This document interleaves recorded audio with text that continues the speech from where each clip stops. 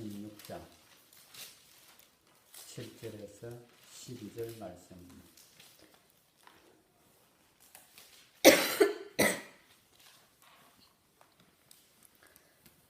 같이 읽겠습니다.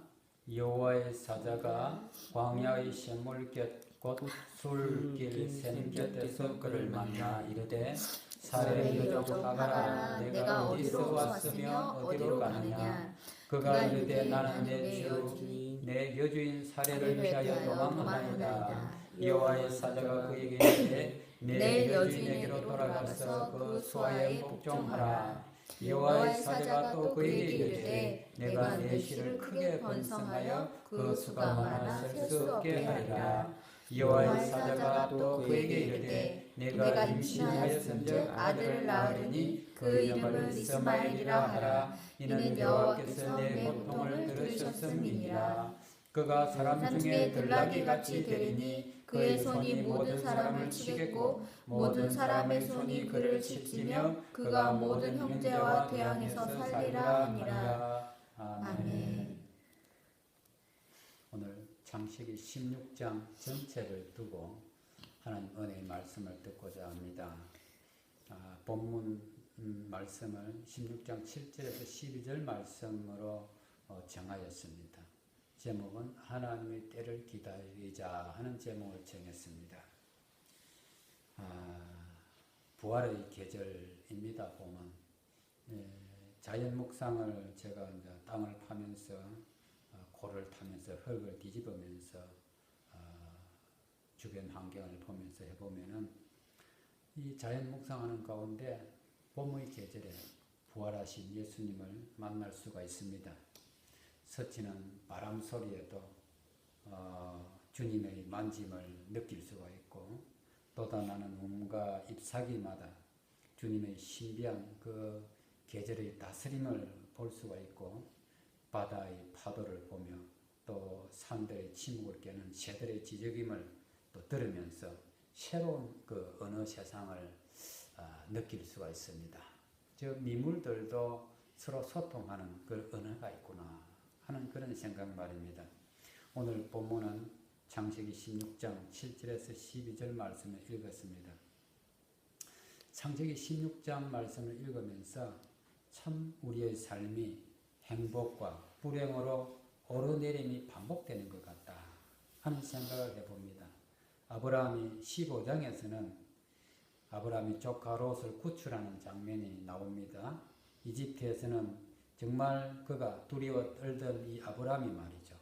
15장에서는 용감한 용사로 변했다는 사실을 알 수 있었습니다. 그리고 승리해서 돌아올 때에 소돔 왕이 제시한 그 소돔 땅의 그 가정한 전리품들 이것들을 제가 저번 시간에 말씀드렸죠. 세상의 복이라 이랬습니다. 이 세상의 복은 일체 실오라기 하나라도 다 거절했습니다. 거절하였고 멜기세덱이 준 그 포도주와 빵 이것을 하늘의 복이다 이렇게 말씀드렸습니다. 그 축복기도 하늘의 복을 받았던 이 아브라함이었습니다. 이렇게 멋진 영웅, 믿음의 영웅인 이 아브라함이 말이죠. 이 16장에 들어가서는 사례의 말에 침묵으로 동조하면서 하갈로부터 이스마엘을 낳게 되는데 이 이스마엘이 이스라엘을 괴롭히는 아랍 사람들의 조상이 되죠. 아브라함은 이 일로 인해 가지고 그의 씨 이삭과 그의 후손들에게 큰 짐을 지어주게 됩니다. 순간적으로 우리가 흐트러진 이 판단력이 미스로 말미암아서 이 빚어낸 그 영원한 역사적인 그 갈등을 이루었습니다. 우리는 이 아브라함의 행동에서 아내의 죄에 별다른 저항 없이 말이죠. 동조했던 이 아담의 모습을 이 부분에서 우리가 찾아볼 수가 있습니다. 그리고 교훈을 받지요. 사람이 하나님으로부터 축복의 약속, 즉 약속된 축복을 받았다 할지라도 그 약속이 성취될 때까지는 기다리지 못하면 인내하지 못하면 이렇게 낭패를 당한다 하는 것을 우리가 여기서 있습니다.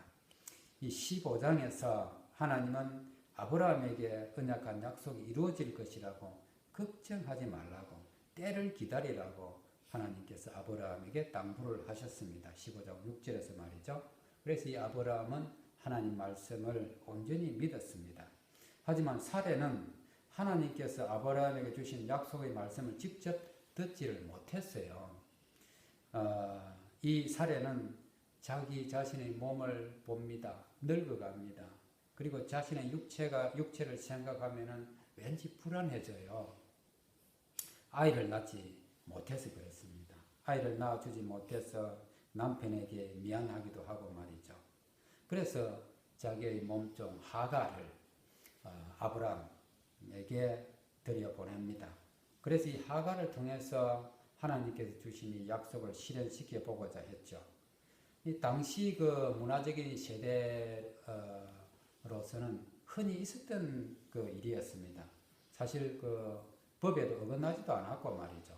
일반적이고 간섭적인 그런 그 사건이었어요. 큰 부인이 아기가 없으면은 작은 부인을 얻어도 아무런 상관이 없었다 이 말입니다. 하지만은 이는 하나님의 일을 자신의 생각대로 처리해버리는 위험한 생각이고 행동이라는 사실을 우리가 여기서 꼬집지 않을 수가 없습니다. 물론 사례는 순수한 동기로 시작한 일이었지만은 사례는 하나님의 때와 하나님의 방법을 사실 기다렸어야만 했다는 것이죠. 결혼의 가장 중요한 목적이 무엇입니까? 사람들이 젊은이들이 결혼을 합니다. 이 결혼의 중요한 목적이 뭡니까? 하나님께서는 결혼의 가장 중요한 목적은 서로 돕는 배필이 되라 이렇게 말씀하셨으며 또 동반자입니다. 그리고 한 몸을 이루어서 서로 사랑하라고 하셨단 말이죠. 이게 결혼의 첫 번째 되는 목적입니다. 그런데 사례는 결혼의 목적을 번식으로 이해를 했단 말이죠. 아기를 못 낳는 이 번식에만 신경이 온통 가 있었다는 사실이죠. 여기에 대해서 불안해했고 말이죠. 그래서 이 인식 자체를 우리가 아기를 생산하는 번식에만 두면 안 된다. 결혼은 서로 간에 한 몸을 이루어서 서로 사랑하고 돕는 배필이 되고 우리가 인생길을 걸어가는 데 있어서 같은 동반자가 되어야 된다 하는 이게 하나님께서 주신 결혼의 제1목적입니다. 그 다음에 창세기 1장 28절에 보면은 생육하고 번성하여 땅에 충만하라 이 복을 주셨던 겁니다. 거기서 아기도 낳고 번성하는 그런 축복을 덤으로 주셨죠. 하나님은 한 남자는 한 여자의 남편이 되어야 한다고 말씀하고 계십니다. 그래서 이 아브라함은 말이죠. 별 그 말 없이 아내의 제안을 수용합니다. 이렇게 잘못된 선택, 이 잘못된 행동에 대한 대가가 어떠했습니까? 하갈이 임신을 함으로 말미암아 그 여주인을 무시하는 자기의 그 여주인인 사례를 무시하는 자만심을 갖게 되었단 말이죠. 4절에 보니까. 그리고 사례는 하갈의 언행에 화가 나잖아요. 분해가지고 질투해서 아브라함에게 그 모욕을 대신 받으라고 5절에 보니까 그렇게 이야기하고 있습니다. 이 아브라함은 하갈의 운명을 아내 사례에게 맡기죠. 그러니까 하갈은 여주인 사례의 손에 생사 여탈권이 주어졌다 이 말입니다. 이게 이제 정말로 비참한 상태이지 않습니까? 이게 6절에 기록되어 있습니다. 그리고 결국 하갈은 종으로서 자기 본분을 잃고 임신한 몸으로 자기 고향 이집트로 말이죠. 원래 도망을 가는 그런 불의를 저지르게 되는 이야기가 6절의 후반부에 있습니다. 이러한 일들은 그 가정에 피할 수 없는 불화의 원인이 되었다는 거죠. 그래서 하나님께서는 일부 일처제를 아담과 하와를 주셨는데 이 아랍 사람들처럼 말이죠. 부인이 둘이 되고 이러면은 가정의 불화의 원인을 제공한다는 것입니다. 하갈은 광야에서 하나님을 사자를 만나게 됩니다. 도망쳐서 말이죠. 목도 마르고 배도 고프고 천사는 하갈이 잉태한 아기에 대해 두 가지 예언을 합니다. 하갈의 현재 위치가 어떻느냐, 그리고 하갈의 미래의 위치에 대해서도 예언을 하지요. 8절에서 9절 사이에 보면은 하갈의 현재 위치에 대해서 이야기하고 있습니다. 그리고 10절, 12절은 하갈의 미래 위치에 대해서 예언을 하고 있죠. 천사는 사레의 종 하갈이라고 이렇게 부릅니다. 사레의 현재 위치이며 종으로서의 정체성을 가져라는 말이죠. 너는 종이다. 자기가 있어야 할 곳 어디냐? 사레의 종의 위치이다. 그러므로 너는 사레, 즉 아브라함의 집으로 돌아가거라 하는 천사의 그 명령입니다.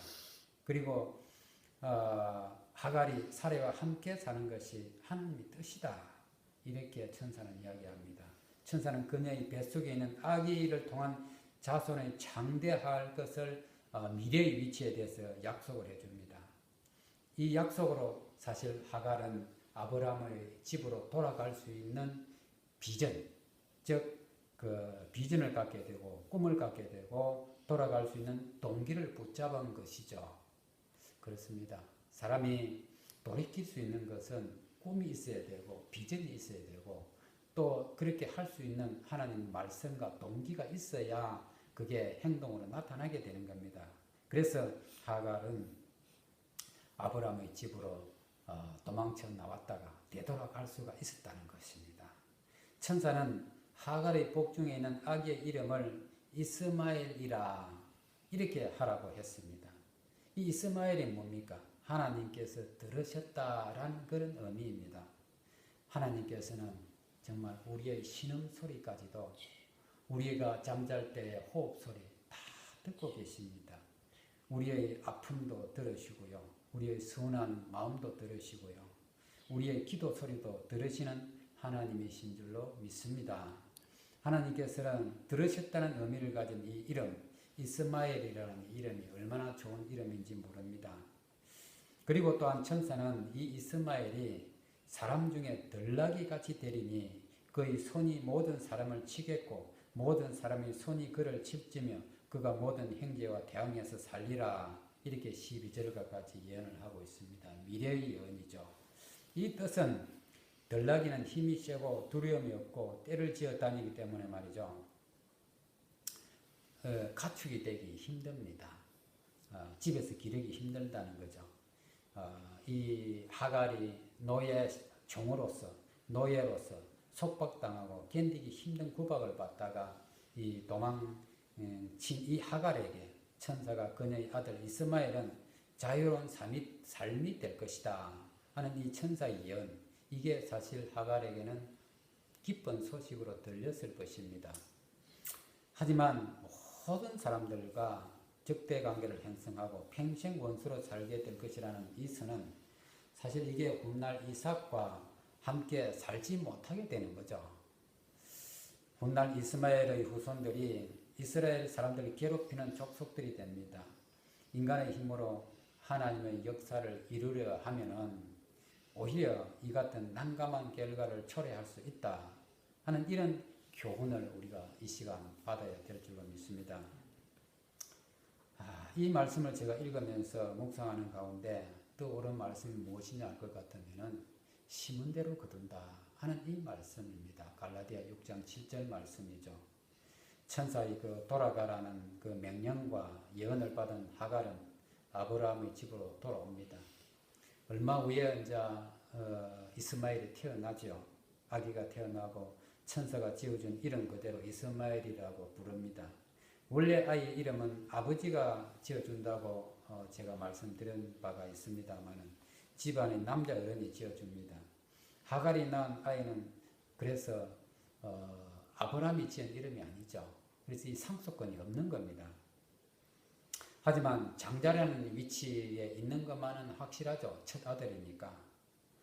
불행히도 훗날 이 아브라함은 이 상속권이 없는 이스마엘에게 아무것도 주지 않고 하갈하고 이스마엘을 쫓아내어버리는 매정한 아버지가 된다는 사실도 우리가 21장에 가서 볼 수가 있습니다.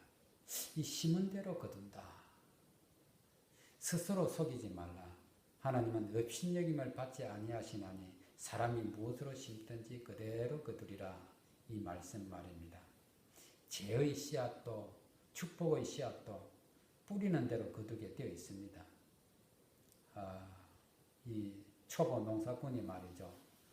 농사 짓는다고 몇 고랑 심어봤습니다만 농사를 짓는 그 농부들은 이 말씀이 와닿을 것 같은 생각이 듭니다. 하나님의 씨앗을 사례는 번식하겠다는 자기 생각으로 하나님을 업신여기는 일을 저질렀단 말이죠. 아브라함도 마찬가지고 자신의 종을 아브라함에게 들여보내가지고 이스마엘의 그 후손들이 하나님의 씨가 된 그 이삭의 후손들과 적대관계를 맺게 되고 전쟁하고 서로 싸우고 죽이고 하는 이 역사적인 현실을 바라볼 때에 인간이 하나님을 멀리하고 자기 생각대로 행할 때 자기 자신뿐만 아니라 자기 후대의 자손들에게까지도 불행을 부르기도 하고 축복을 불러주기도 하는 이러한 그 사실을 여기서 창세기 16장에서 제가 확인을 해봅니다. 만일 우리가 중대하면서도 하나님의 뜻이 무엇인지 확신할 수 없는 일을 행해야 할 때 먼저 기도함으로 우리가 하나님께 자문을 구하면은 이러한 아브라함과 사라의 경우와 같은 이런 잘못을 잘 예방할 수 있게 될 것이다. 이렇게 생각을 해봅니다. 말씀을 마칩니다.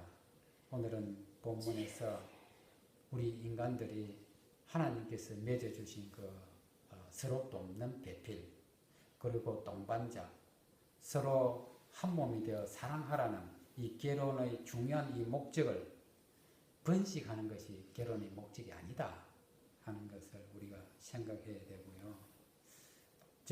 그리고 두 번째로 이 이스마엘이라는 이 이름을 통해서도 우리 하나님은 우리의 신음소리까지도 들으시는 하나님이시다. 우리를 만져주시고 우리의 음성을 들어주시고 우리의 기도의 신음소리까지도 들어주시는 하나님이시다 하는 사실을 우리는 꼭 기억해 주셨으면 좋겠습니다.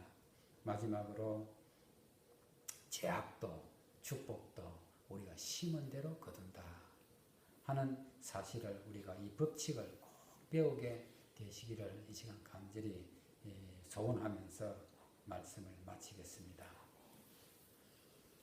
찬송가